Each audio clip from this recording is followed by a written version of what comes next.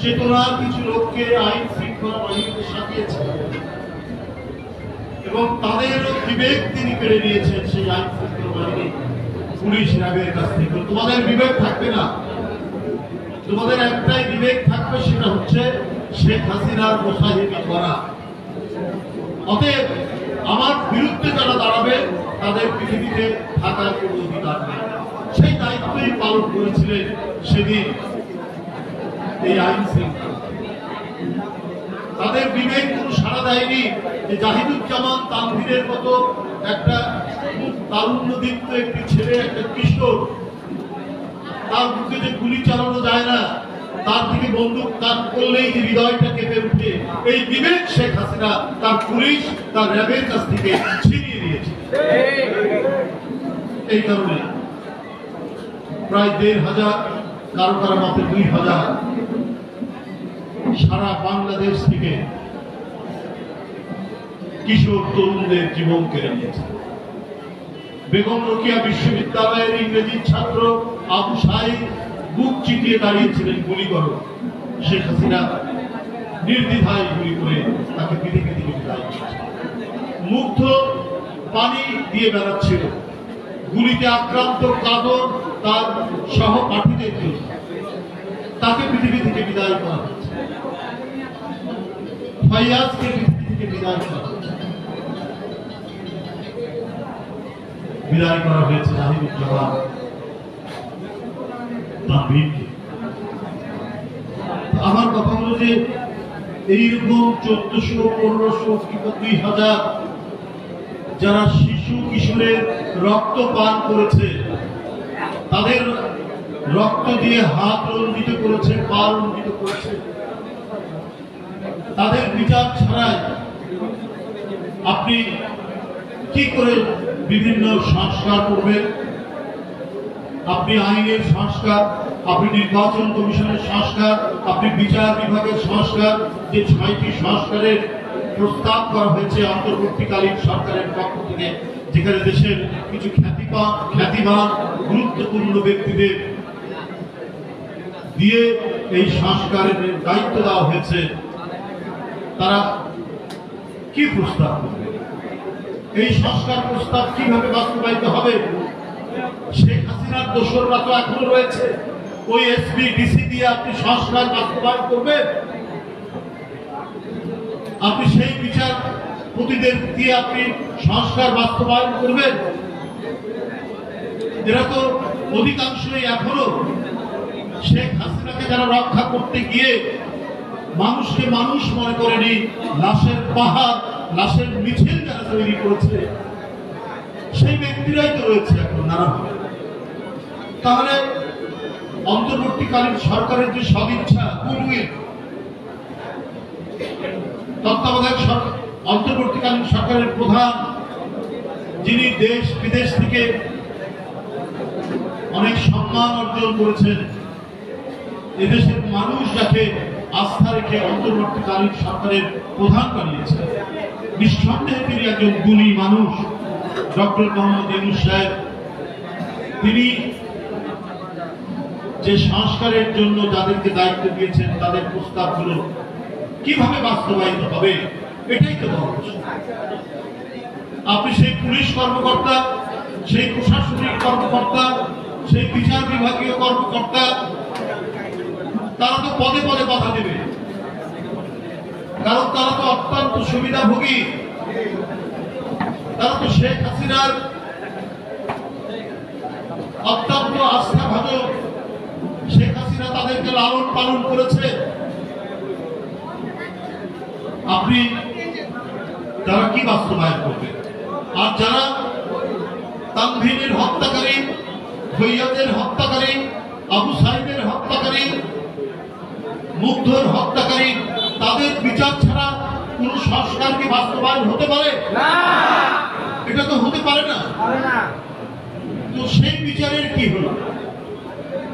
এখনো তো অবলীলায় তারা ভিতরে ভিতরে নানাভাবে অবস্থান করছেন, কারণ লক্ষ লক্ষ কোটি টাকা তারা বিগত 15, 16, 17 বছরে উপার্জন করেছেন। তার তথ্য, এটা আমার রাজনৈতিক ভাষার কথা নয়, একেবারে অথেন্টিক প্রমাণ সাপেক্ষ। কত লক্ষ কোটি টাকা ঋণ পেয়েছেন, কত লক্ষ কোটি টাকা বিদেশে পাচার করেছেন। এই টাকা তো সব পাচার হয়নি, এখন তো কিছু কিছু আছে, এবং যারা ঘাপটি মেরে আছে তাদের কাছেই আছে।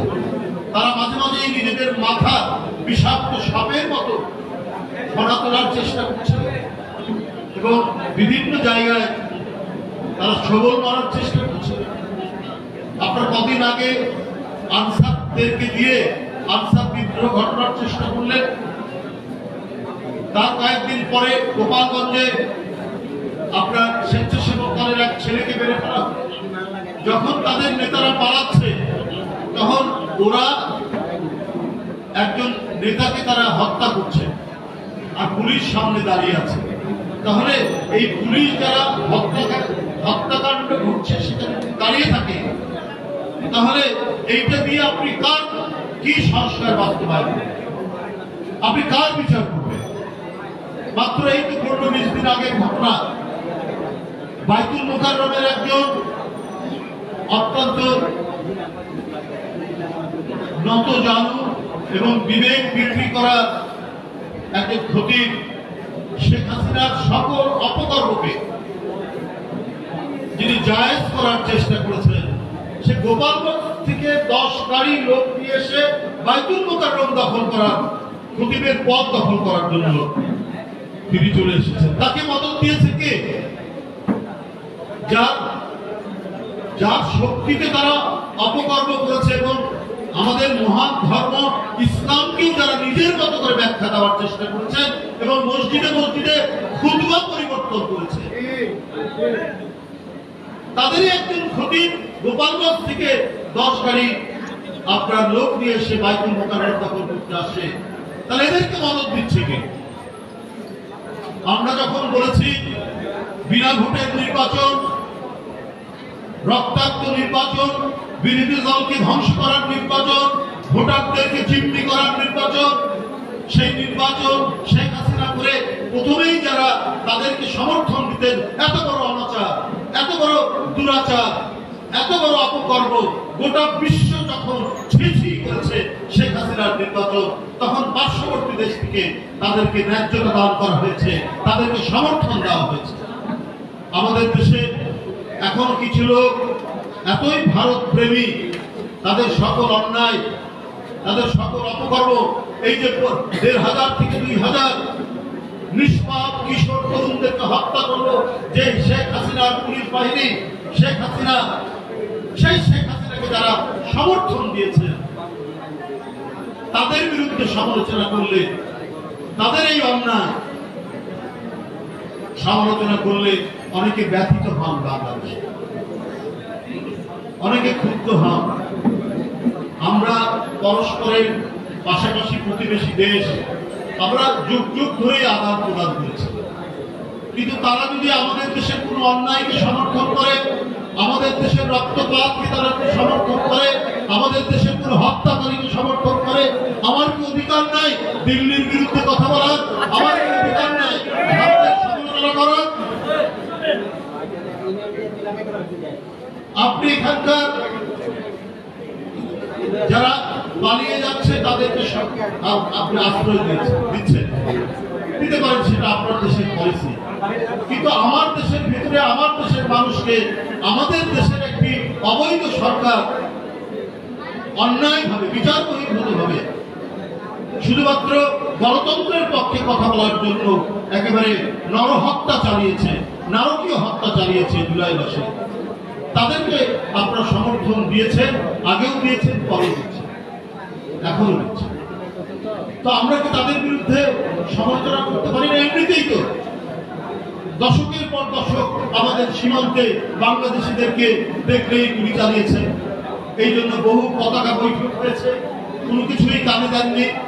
পৃথিবীর মধ্যে সবচাইতে রক্তাক্ত সীমান্ত হচ্ছে বাংলাদেশ ভারত সীমান্ত। তাহলে আমার অধিকার নয় সেটা সমালোচনা করার? আপনারা ইলিশ মাছ নেবেন, আমরা বরাবরই ইলিশ মাছ রপ্তানি করেছি, এটা তো আমাদের কোনো আপত্তি নাই, কিন্তু আপনারা একের পর এক আমাদেরকে মেরে যাবেন, আমাদের প্রতি অন্যায় ব্যবহার করবেন, তারপরেও আমরা নতজানু থাকবো। বাংলাদেশের মানুষ বোধহয় এতটা কাপুরুষ না। নতজানু না। তারা নিজের সত্তা, নিজের স্বাধীনতা, নিজের সার্বভৌমত্বের প্রতি তারা কঠিনভাবে বিশ্বাসী এবং নিজের দেশকে কারো কাছে নতজানু হতে দিতে চায় না। 54টা নদীর পানি একতরফাভাবে আপনার যখন ইচ্ছা বন্ধ করবে, আবার আপনার দিকে বৃষ্টি হলে আপনি আগাম কোনো পূর্বাভাস না দিয়ে হঠাৎ করে ছেড়ে দিবে, আর 1-2 দিনের মধ্যে আমাদের একটি বিশাল অঞ্চল প্লাবিত হয়ে গরু, বাছুর, মানুষ সব ভেসে যাবে। তারপরেও আপনাদের কাছে আমাদের নতজানু হয়ে থাকবে, এর বিরুদ্ধে কিছু কথা বলা যাবে না। আমাদের দেশেও কিছু মানুষ আছে এত অন্যায় করার পরেও তারা মনে করেন যে না, ভারতের প্রতি আমরা নতজানু হয়ে থাকি। আমাদের দেশে কিছু বুদ্ধিজীবী, কিছু সুশীল সভা তারা এইরকম মনে করে। তা আমার মনে হয় এইটা আর বেশি দিন চলবে। আমরা আমাদের বাণিজ্য হবে, সবকিছু হবে, কিন্তু আমরা যেমন আপনাদের সব প্রতিবেশী, আপনাদেরকেও আমাদের সব প্রতিবেশী হিসেবে আমাদের স্বাধীনতা, আমাদের সার্বভৌমত্ব, আমাদের মানচিত্র, এর প্রতি আপনাদের রেসপেক্ট, আপনাদের সম্মান দেখাতে হবে।